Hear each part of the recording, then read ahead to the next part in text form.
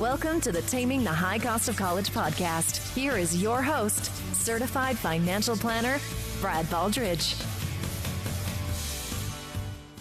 Hello, and welcome to Taming the High Cost of College. I'm your host, Brad Baldridge. Today we're meeting with Eric Endlich. He is the founder of Top College Consultants.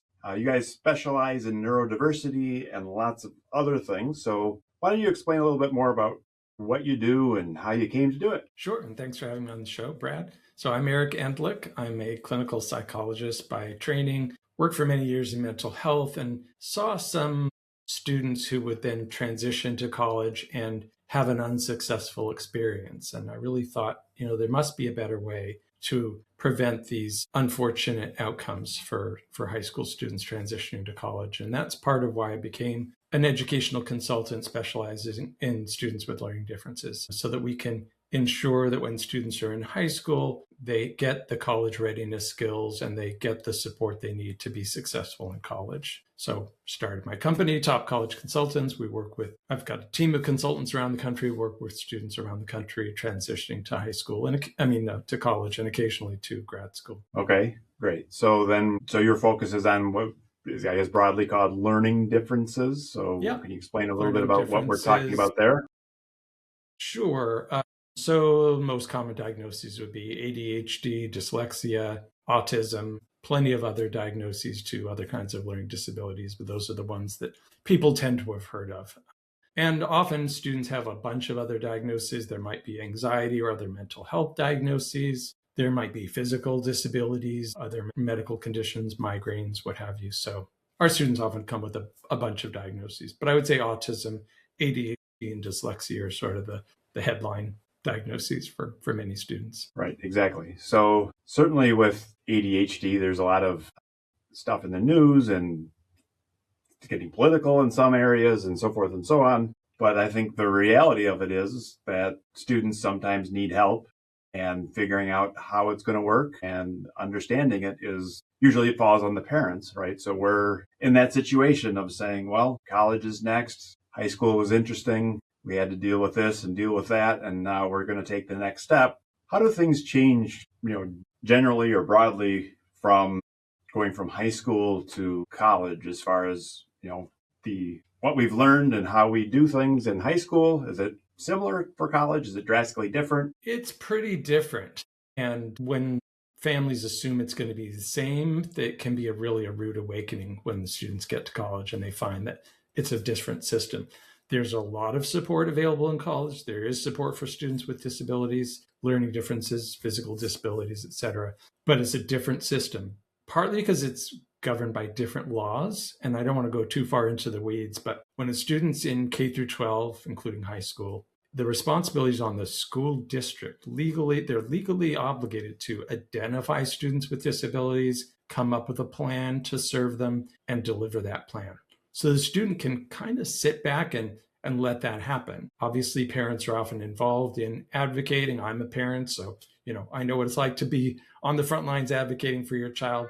But if all goes well, the district is really making that happen, and that student can just kind of show up at school and have the accommodations and services delivered to them. It's almost flipped in college.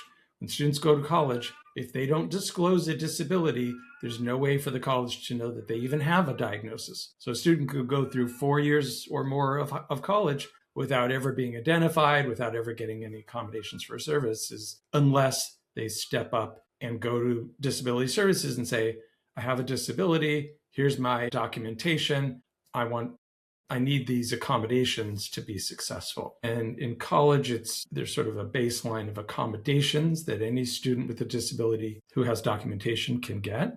Some of those will be familiar to students who've been in high school, like extra time on tests, probably the most common one. Some of them might be things that they haven't encountered before, like assistive technology, or maybe an accommodation in the residence hall, which wasn't really relevant or applicable in high school. And then there might be other things that they were used to in high school that kind of go away or disappear in college, like extra time on assignment deadlines. Okay. So I guess one of the other changes that I note, or on finances for sure, is, the students are now adults. Right. So it's, and colleges treat them like customers. adults. It's their education, Yes. their they get the bill, and then parents are allowed to help. They have to go through the process. And a lot of colleges know that a lot of parents are doing a lot behind the scenes and they kind of facilitate it.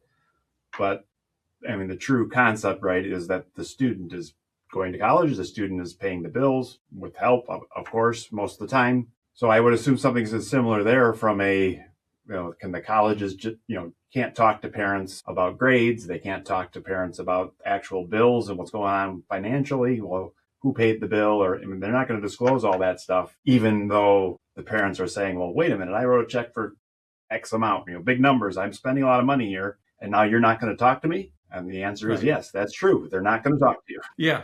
And that can be a rude awakening for parents as well, because they're used to, again, I know this is from being a parent, you're used to having that communication with the school, with the teachers, with the staff, and knowing what's going on, knowing if something's going wrong. But in college, a kid could stop going to classes.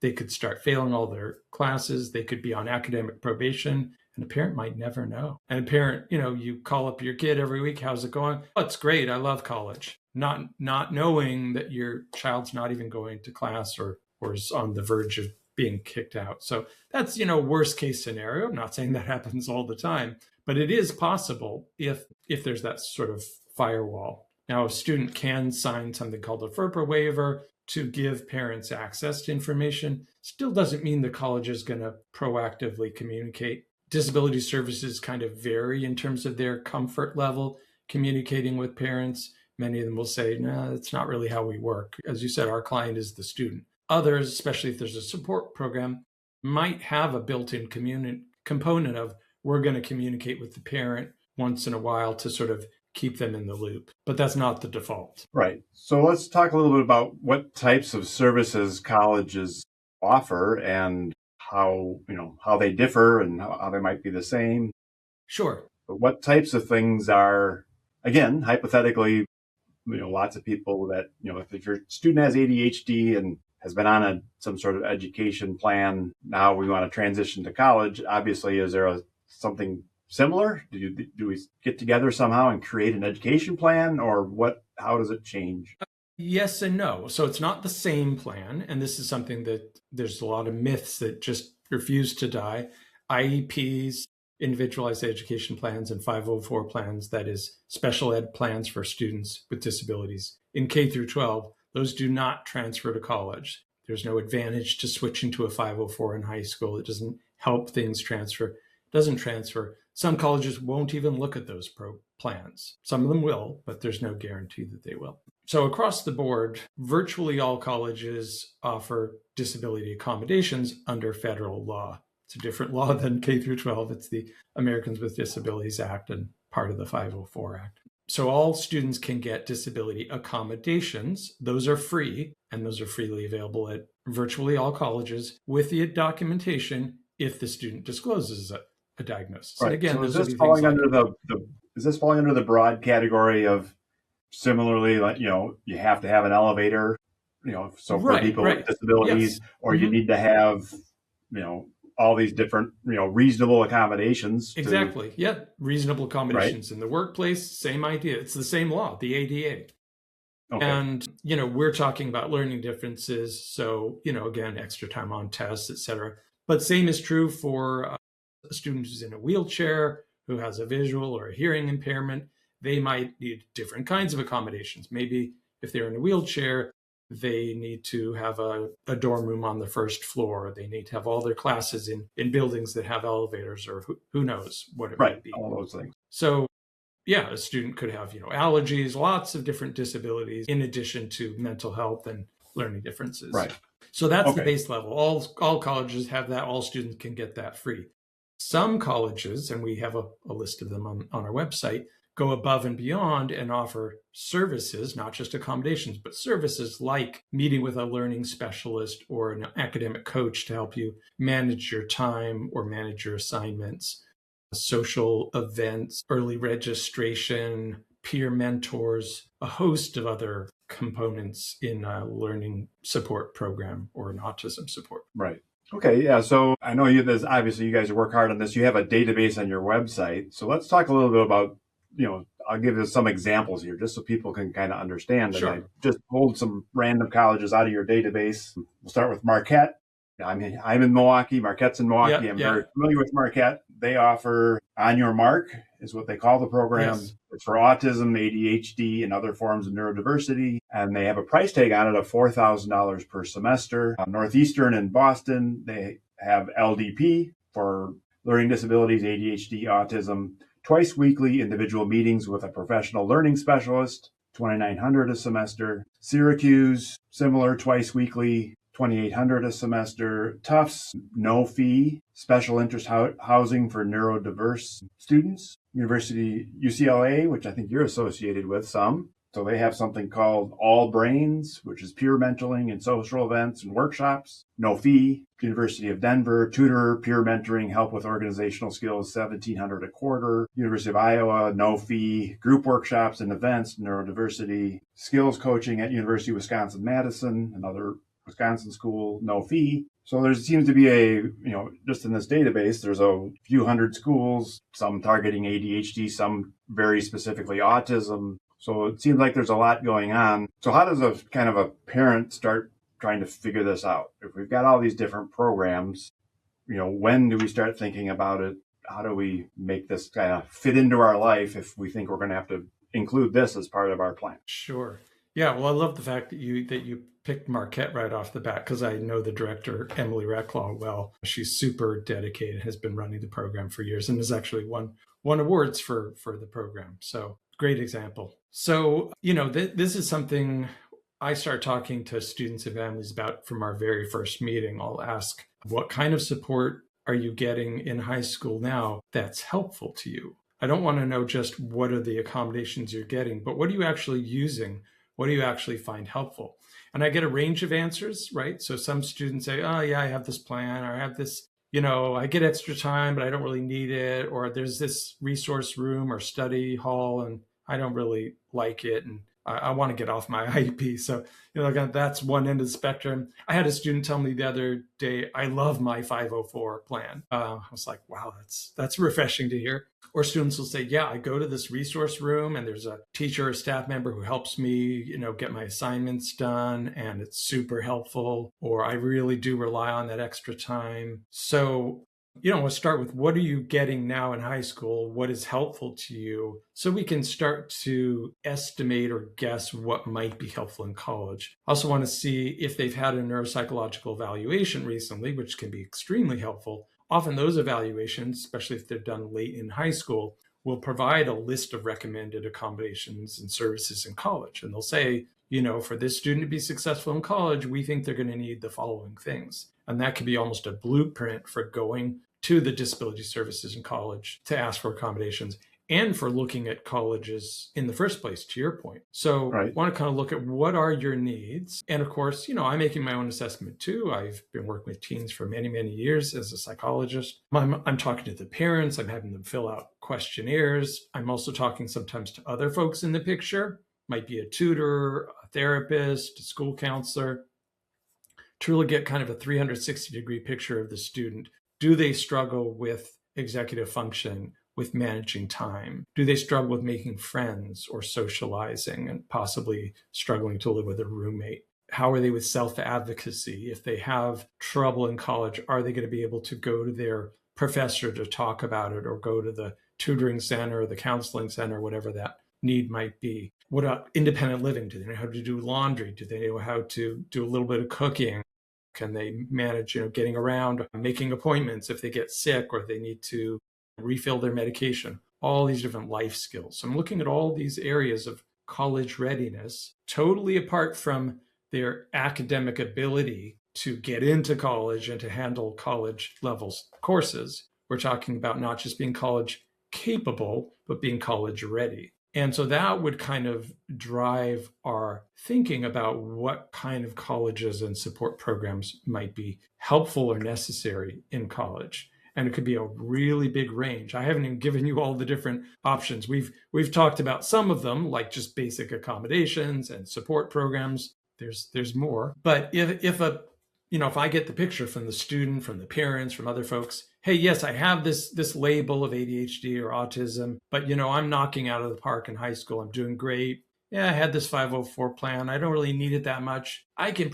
Some of those students can go to any college they get into and do fine, maybe with very little support, maybe with just a couple of accommodations. And then there might be at the other end of the spectrum, students who are getting a lot of support to be successful in college, in high school, and are going to need a good support network in college too. So that's a broad overview. Right, absolutely. So one thing that comes to mind, I work with a lot of parents that are, on the financial side of college. So mostly I work with parents on what the parents have to do to save and invest in financial aid and all that stuff. And one of the areas that doesn't get a lot of love is the college visit, right? Nobody's Googling how to do great college visits for whatever reason. They don't, but I wish they it's my were, job to go point on. that out, right? It's my job to point it out. College visits is a key piece of this puzzle. It's your opportunity to go to the financial aid office and talk about scholarships and talk about financial aid and understand the prices. And there's, substantial ways to save money by doing good college visits. And I would believe that when you're working with families, you're probably coaching them a lot about, well, go ask about this, go ask about that. Because how do you, especially because it's a little bit political, if you ask any college, well, do you have services for people with disabilities? They better say yes, right? I mean, no, we break the law regularly. So they have to have it, that they have, right? They have to say, yes, we have accommodations for people with disabilities. But then again, when we're actually picking a school and finding a good fit, I think the neurodiversity piece could be front and center for a lot of families. Sure. It could be maybe a little bit on the side for other families. But if it is front and center, are there things that we should or shouldn't do? And when do we start? And how do we do visits? And can you talk a little bit about that? Certainly. Yeah. Lots to say about that. So when to start visits? Generally, we're encouraging students to do that in junior year, in 11th grade. I love working with students in 9th grade, 10th grade, but it's not really to talk about college. It's to talk about summer plans and picking courses for next year and other stuff, getting ready for college. But as far as sort of actually looking at colleges and going, boots on the ground, going to visit, generally that starts in 11th grade, unless a student really wants to, or they're tagging along with an older sibling prior to 11th grade. So that's the when. The college visits, if you register for a tour, which I highly recommend, there's typically 2 parts. There's a information session, about half an hour with a admissions rep, typically indoors with a slideshow. And then a college tour outdoors, walking around the campus, led by a current student, or sometimes they call them student ambassadors. And that may be around an hour or so. So the whole thing's around an hour and a half, depending on the size of the college and so on. Though that is not really the best place to ask those kinds of questions, like, hey, my kid has ADHD. Tell me what you have at this college for them. Because you're not talking to the specialist. You're talking to a random student who's giving a tour and an admissions rep who's there in kind of a sales capacity, but they're not a disability specialist. Right. What you want to do, tell people, ideally, is to set up a separate meeting, just like you would with financial aid, a separate meeting with disability services and or the support program, if there is one. Now, those support programs are often run out of disability services, but not always. Sometimes it's a separate department, separate meeting. If they don't have a support program, obviously that would be irrelevant, but they always have a disability services office. You're going to find that at pretty much every college. Once in a great while, disability services staff will say, sorry, we only talk to enrolled students. We don't talk to prospective students or families. So if they say that, okay, so be it. That's doesn't mean that they're being, unfriendly. It may just mean that they're really busy and they don't have time to talk to every prospective student who walks in the door. But most of the time, many, many cases, they'll say, sure, come by, we can talk to you. Or it could be a Zoom interview. It could be online or a phone call. I like the in-person when you can make it happen because you can go into the office and look around and see, where is it located? How many staff do they have? What's the vibe? Do staff seem happy and friendly and relaxed, or do they seem frazzled and overworked and irritable? So there's things you can pick up in person that you wouldn't. And then you might wonder, okay, so I go there, what do I ask them? What am I supposed to learn? I have a blog post on that topic of, 25 or so questions that you can ask to do a deeper dive to how does this college's disability service differ from another college? Right, exactly. And I think that's the key is there's two two things you're doing when you're evaluating a college. One is learning about college in general, right? So you do 3 visits. In the third visit, you discover that they have a learning disabilities office and you ask some questions. And then you realize, I didn't even ask those questions at the other colleges because I didn't know they had an office. So maybe I need to go back to those colleges, figure out if they have the office and go ask the questions. Yeah. Or do so a that phone now call. I can compare them, right? You see similar things around something like internships. You learn about internships at a college and that's that is actually something I'm really interested in. Now that gets put on your list of questions to ask going forward, and also maybe going backwards and gathering it as well, where it's like, okay, and then you start diving into it and you realize that they all say, we've got this or we've got that. A quick anecdote, when I was visiting with my son, he was interested in engineering, and the first visit we went to, they took us to the engineering building and they showed us the Baja buggy that they build and compete, and they showed us the concrete canoe and the solar vehicle, and he got all excited about all these cool projects that are going on. And then we went to the next engineering school and they showed us the Baja buggy and the concrete canoe, and then we went to the third engineering school and they showed us and all of a sudden it's like, that seems to be table stakes. Everybody has Baja buggies and concrete canoes and all that stuff. So that's not a differentiator. It's great that they have them and he's excited about it, but that's not a differentiator. So what types of questions might you ask to try and get to something that, I think a big one from my side of it is these schools have paid programs and these schools do not. So Right. That'd be an obvious question. Sure. Any others that you can think of? You can figure that out from the database on our website, which, by the way, being a database, you can sort it by state. If you're just looking for schools in Texas or Virginia or Iowa, you can sort it and kind of hone in on the areas that you're looking for and see, as you said, how much they cost and what exactly the service is. But you can still ask that when you go. I didn't see anything online about any special programs or services. Do you folks have anything? Because colleges are adding programs all the time. There's new stuff coming online every year. It's great. So there could be something that you didn't see on their website that they're about to introduce for the coming year. So it's always worth asking that question. Don't assume just because you didn't see it that they have only minimal services. And you also may discover sort of subtleties or nuances about the services. Get into don't be hesitant to get into the weeds of, well, who's delivering the services? What's the training of the folks delivering these services? For example, pretty much all colleges have free peer tutoring. That's a great service, can be really helpful for students. Some colleges have professional tutors who have, master's degrees and have been trained in how to tutor and have just more knowledge than a college junior or senior has. So, those are the kinds of differences that you want to look into. Same thing for mental health services. Most colleges have free mental health counseling. When you go on the college tour and they say, here's our counseling center, every student's entitled to free counseling. Wonderful.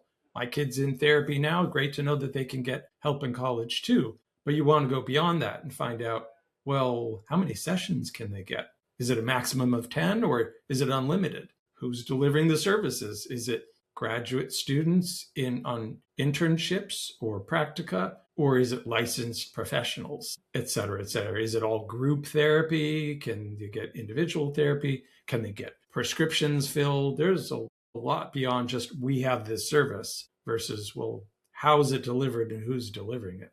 Tours are so important, not just to decide, thumbs up or thumbs down, do I like this college? But to your point, you discover things that you didn't even, you don't know what you don't know. So when I talk to students early in the process, going into junior year, they often say, I don't really know if I want a big or small college. I don't really know what I'm looking for. I don't really have any preferences. And I say, go out and tour a variety of colleges nearby that don't require paying for a plane ticket. Big, small, urban, suburban, public, private, STEM, liberal arts. And they go to these colleges and then they see, ooh, this college had an amazing makerspace, and I love to work with my hands. I want to find more colleges that have that. Or, oh, they had a gym with a climbing wall and I like to climb. So, I didn't realize I could get that in college. Or whatever it might be, suite style housing, special gluten-free area in the dining hall, smaller classes, you name it. once you go out and see different colleges, you start kind of discovering things that you might actually want. And then you ask at the next college, or you start then refining the criteria for your list, not just which colleges go on the list, but you know what? I don't think I want a college that's right in the city. I don't really like crowds. I think I want to be adjacent to a city, or whatever it might be.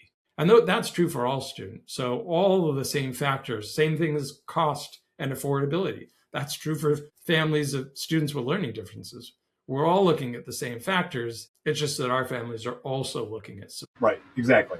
Yes. I mean, I've been saying that for years, is there's a core planning that all families have to do around financial aid and getting into college. And then you might have additional complications, learning differences, or special diets, or maybe the family has a business owner, so their financial aid's a little more complicated, or you've got twins or triplets and that gets complicated, or just received an inheritance. So there's all kinds of reasons and differences that will apply. But just realize that at the end of this process, at the very end, come May, your senior year, you're going to pick a college. May 1st is the deadline. And you're going to say, I applied to these 12 colleges. I got accepted at these 8 colleges. And 4 of them are $30,000 a year, and 4 of them are $40,000 a year, and 1 of them's $50,000 a year. And of course, the one my student loves the best is $70,000 a year. Now we have to decide, is it worth more money to take this college over that college? And part of those factors, again, where we're talking about, well, what are their support services? Does that extra money include the $4,000 fee that we're talking about? Yeah, so you're getting into this sort of intersection between neurodiversity and affordability. And so, all of the same things about college affordability and scholarships and financial aid apply to these families, but there's that extra layer. And if you get into college and you get a financial aid award or offer, you can go back to financial aid and say, hey, we want you to understand, because our child has a disability, we're paying an extra $10,000 a year currently for certain services. Maybe it's an executive function coach or something else. And when they go to college, it's going to cost us another $10,000 on top of that for the learning support program. Or maybe it's a physical disability and they need a personal care aid or something else. So, you can have those conversations so colleges understand what your financial picture is and take that into account, because those aren't the typical questions that the FAFSA asks. Right, for sure. And just so people are aware that these additional costs fall under the broad umbrella of cost of attendance. So you're eligible for loans to cover them. You're eligible to take it out of your 529. You're eligible, to cover it through need-based aid and merit aid. But it is a higher cost, of course. And for a lot of families, financial aid's not covering the whole cost. The net effect of a $4,000 a semester program for many families it's going to be out of pocket $4,000 for that family. Some families will be like, well, but this loan will cover it, or this grant will cover it, or right. And then the net cost to you could be less. So I would hate for that to be the straw that breaks the camel's back. Right. A couple of things to mention. There's lots to say on this, of course. One is, I often ask families, have you explored public benefits? And sometimes families say, what is that? What do you mean? Because students with disabilities may be eligible for a bunch of different benefits that other students are not, many of which are not dependent on the family's financial status. So if you're a middle class or upper middle class family, you might think, oh, well, our kid's not going to be eligible for any of those things. I mean, things like vocational rehabilitation has different names in different states, but every state has some version of that. Voc Rehab or VR. Social Security income, a supplemental security income, SSI, that's a federal benefit. Medicaid, which sometimes has different names, like in Massachusetts, it's called Mass Health. In California, it's called Medi-Cal. But Medicaid, that's a type of insurance you can get as a student with a disability. So VR, Medicaid, there might be services in a particular state, like Developmental Disabilities Office. In California, there's something called the Regional Centers, which is specific to California, can be hugely helpful financially. And there may be other benefits too, So those are a few examples. And sometimes those can help fund the cost of college. So Voc Rehab in some states is helping pay college tuition. And students without disabilities, that's not on their radar screen. If you Right. have a disability, it should definitely be on your radar screen to learn about it, look into it. It doesn't cost anything to apply. You can often get an answer very quickly, whether you're eligible or not, and see how that can help you. I co-manage a large Facebook group, 29,000 parents of neurodivergent college-bound students. And this is the type of thing parents are often sharing with each other. Hey, in my state, I got this amazing support from the state. You should look into it too if you're in my state. So, because families go into this blind, not knowing what's available, and the high school may or may not inform them. Typically not. They're not typically saying, hey, there's all these services you can apply for that could help with college costs, or could be helping you now while your child's in high school. So that's one point. The other point I want to make is there are scholarships specifically for students with disabilities and learning differences. There's not a ton of them, and they're not a ton of money, but they do exist. And I also have a list of those on the website. So, Okay. Free resources. You don't have to give me your email address. You can just go onto the website and find all this information. As I'm sure you know, the main source of money is from the colleges themselves. So building the college list carefully is the key differentiator. Have you picked colleges that are generous with merit aid? But assuming that, that's all taken care of, and you have time to burn, go ahead and apply to autism scholarships or disability scholarships or scholarships for a particular diagnosis. They're not as competitive as big nationwide scholarships like Microsoft or Coca-Cola. And you might get, a few $100 here and there, and it adds up. Right. So what about like reputation? Are there schools that are known for stepping up and being a good place? I mean, you have that, that list in your back pocket of schools that you just had a lot of success with when you send students there. I mean, what kind of feedback do you get? And, that type of thing in general. Yeah. I mean, we're not saying which school necessarily, but I'm assuming that some schools are better than others for different. And it's all about doing your concepts.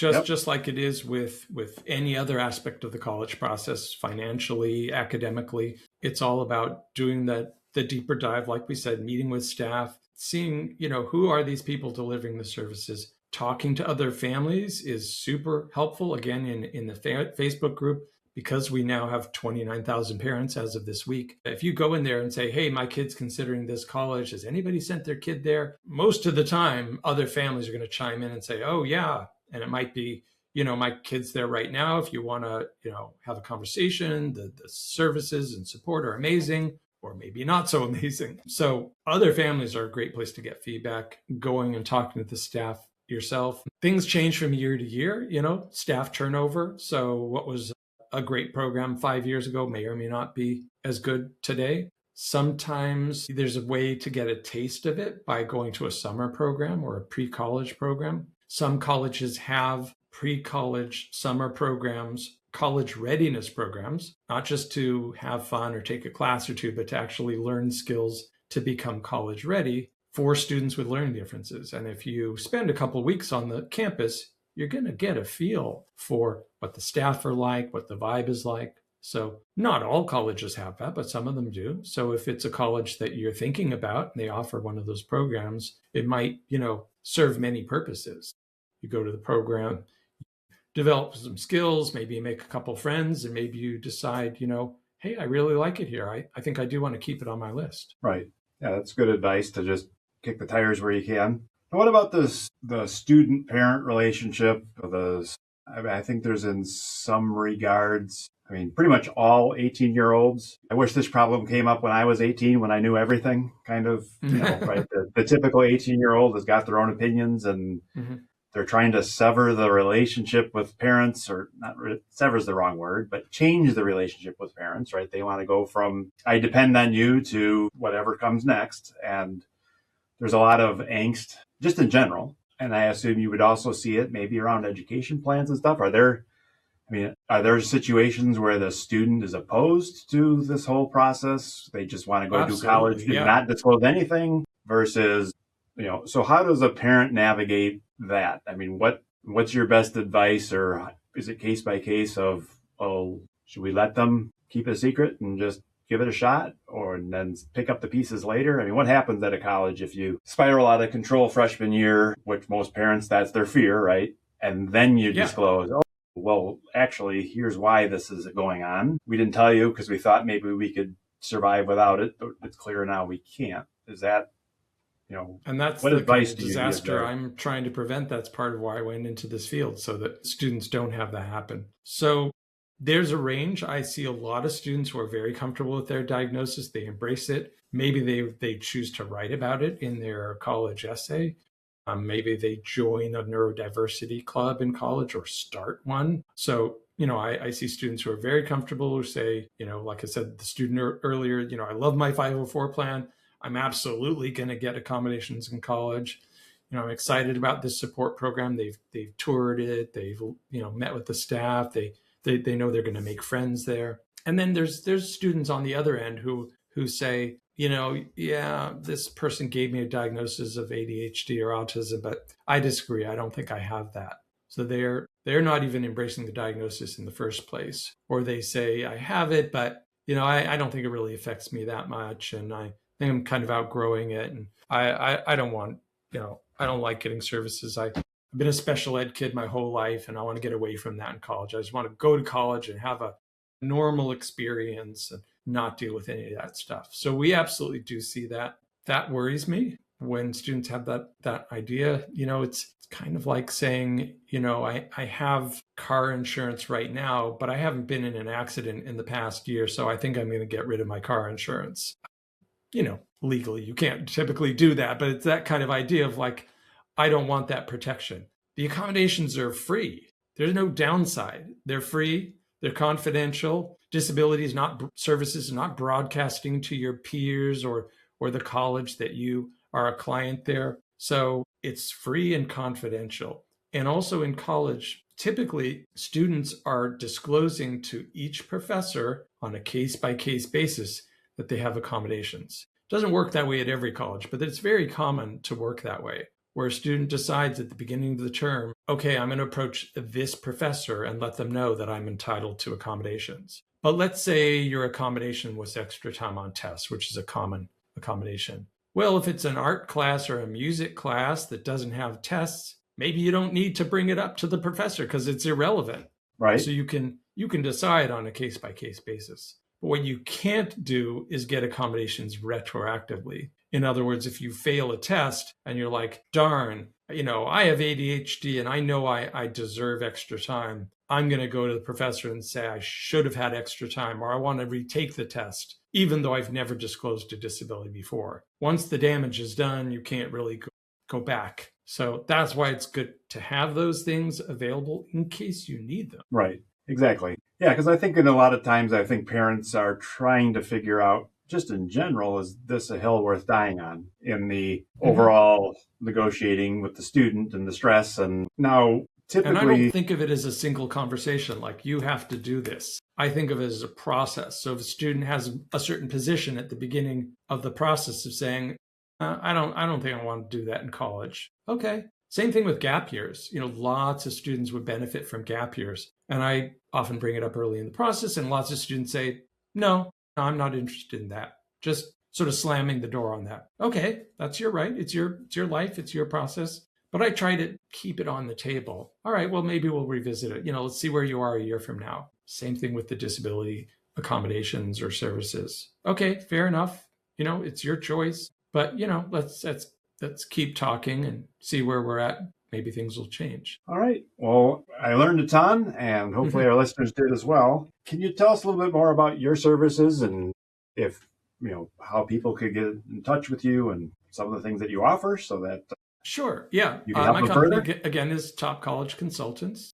Website is topcollegeconsultants.com. And we help students with learning differences and other disabilities, often mental health challenges, apply for and transition to college. So building the college list, working on college readiness in high school, looking for summer programs, choosing high school courses, figuring out what extracurricular activities might be good. If let's say you want to be an engineer, or you want to be a musician, whatever it might be, what could you be doing now to set yourself up for success later? Building the college list with all of the factors in mind that we discussed: affordability, support, academics, right. Thinking about now, gap year. Are you doing the full services that a typical independent education consultant would Yes. do. Yep, Things like absolutely. essay help and choosing majors the and essays, what do you want to be when you grow up. the And then you Common just App, add, right. Okay. And the then you would UC add application. and then you add on the Correct. neurodiversity piece Mm-hmm. in addition. Okay. Correct. Yep. I'm an independent educational consultant. It's a term that most parents don't know, IEC. And we help with, we go into the Common App and I'm looking with students of all the questions and figuring out what to write for their activities list. So we get into all the details of the application itself, the essays. I'm a lifelong writer, so I love helping students with their essays. That's actually one of the reasons I went into this field. That's my favorite part of the process is the essays. So yeah, we help with all of that. Right, exactly. Okay. So then, because I always, the way I would explain it is there's kind of specialties now in many professions, right? Some people would say, I need my pipes are leaking, I need a plumber. Other people would say, well, I need a plumber that understands houses built in the 1850s and how the plumbing is different and how the special things you have to do to really fix this weird problem that we have. Mm-hmm. That's kind of here. So, I think some education consultants work with anybody and everybody, and they have some skills around neurodiversity and that type of thing. But I think if neurodiversity is front and center, you may want to, again, find the specialist. There are specialists with athletes, with performing artists, with all different areas. I happen to have someone on my team who works with athletes as well. I have someone on my team who works with transfer students who want to leave one college and go to another college. So we have a pretty good range, but we don't do everything. And if someone comes along looking for a specialty we don't have, I know lots of colleagues I can refer them to. Right. And when typically do you want to hear from a family then? I'm assuming, what I generally tell people is when, people call me very late in the process, right? We applied to 7 schools. We were only accepted at 2, and these 2 are crazy expensive. And they come to me and say, Brad, wave the magic wand to make these expensive schools less expensive. And it's like, well, I wish you would have come to me 2 years ago. Exactly. And we could have prevented this problem to begin with. So is a 9th or 10th grader too soon, too late? No. We love getting them in 9th or 10th grade. It's a way to try us out at a fairly low risk way to see, do you like working together? Because when we get to 11th and 12th grade, we're going to be spending a lot of time together. In 9th and 10th grade, we're not meeting that often, but it's developing that relationship. And it's looking at what you can do now. Hey, there's a college readiness program, so let's get the ball rolling on that. Or let's look at courses for next year, given that you say you want to study math in college, you want to study history or political science, whatever it might be. Let's kind of build your high school process accordingly, or look at clubs for you to join. So by the time we get to 11th grade, then we really hit the ground running, and we know the students. So we can say, I've got ideas for a bunch of colleges I think you're really going to like. If students come to us, well into junior year, we can still help them, but it's more of a catch-up process of like, hey, we don't know you, so it's going to take time for us to even figure out what colleges to recommend. We like to have all junior year to get out and look at colleges in a more leisurely fashion, not in a rushed fashion. Right. Yeah. And the way I think about it is there's college planning and then there's college crisis repair, so to speak. Yeah. Planning is better than crisis repair. We can do crisis repair. Yeah. Oh, yeah. My current record is I had a high school senior, approach me in January of this year to ask for help with the college process. At that point, most of my high school seniors already got into college, and this student hadn't even built a college list or started a Common App application. There were reasons for it. I'm not criticizing the family. They had a lot going on. But that was halfway, most of the way, well into senior year, at a time when other students had not only applied but gotten in, they hadn't started. And I still helped them, and we still made it happen really quickly in a matter of weeks. Yeah. But I prefer to have years. Yes, exactly. Right. And then it's similar with what I'm doing is if, financial aid, as an example, looks all the way back to the taxes in your sophomore year. So, if we have the opportunity to plan your taxes in the sophomore year, great. If it's water under the bridge, well, that's one less lever we can maneuver, but we can still help. And that's so it sounds like you're probably similar with, many other things where college probably needs to kind of start. And maybe the one way what I tell families is for the stuff that I do, you can separate is the student ready versus is the parent ready, right? The parents, Yeah, college yeah. is coming. Maybe you can't visit. Maybe the student's not ready to figure out what they want to be when they grow up. But a parent can still think about, will they qualify for need-based aid? Or are they saving and investing enough? Or how are they going to be fair if they've got 3 kids? And all that kind of stuff that, they can start that conversation. The student doesn't have to be visit ready to do all that. And then when the student becomes ready, then we can kind of shift into it. So I guess in a similar vein, then what types of things would be kind of early stage stuff that might be college helpful? Readiness would be really important. So if a student came to us late in high school, well into junior year or even senior year, and we ascertained from talking to the student, the parents, and other folks in the picture and reading documentation that they are not ready for college. They can get in, but they're not ready to be successful, to live with a roommate, to self-advocate with professors, to keep track of their homework, all of the skills that go into actually succeeding in college, not just getting in. If we get sense late in high school, oh, wow, this student, great student, they're getting A's, but they're not ready for college, they might need a gap year. Might need to sort of stretch out the timeline. If they come to us in 9th or 10th grade, we can say, okay, let's start working on this stuff now. Let's go to a summer program, hire an executive function coach. Let's build these skills. Let's learn how to refill your medication, make appointments with your therapist, get your homework done without your parents intervening, all those various skills. If we've got that longer runway to work on the skills, then they could go straight to college. Not that there's anything wrong with the gap year, but it's just better to have that time, just as it is financially, to not be trying to plug the dikes at the last minute. Right. Absolutely. All right. Well, it was great talking with you. Likewise. I'm sure we'll stay in touch. If there's any other final words or thoughts as far as what else, other services or activities? Are you offering webinars or anything? Oh, yeah. We've always got webinars. I just did one on gap years. I have one coming up on disability accommodations in college. We haven't set a date yet, but it's going to be a great panel of folks who've worked at places like Princeton and Georgetown and USC, University of Southern California. So yeah, stay tuned. Follow me on social media, Top College Consultants or Eric Endlich, depending on which social media platform you're on. Feel free to reach out, go to our website, no obligation, just poke around and look at the resources. Join the Facebook group. Maybe in the show notes, you can put a link to the Facebook group because it has a long name. Yes, exactly. And, we will put links to everything in the show notes and down below in YouTube. So lots of articles and other stuff on the website that's totally free. I don't make people give me your email address to read stuff. So okay, well, great. Okay. It was great talking with you. We'll stay in touch. Sounds good. Bye.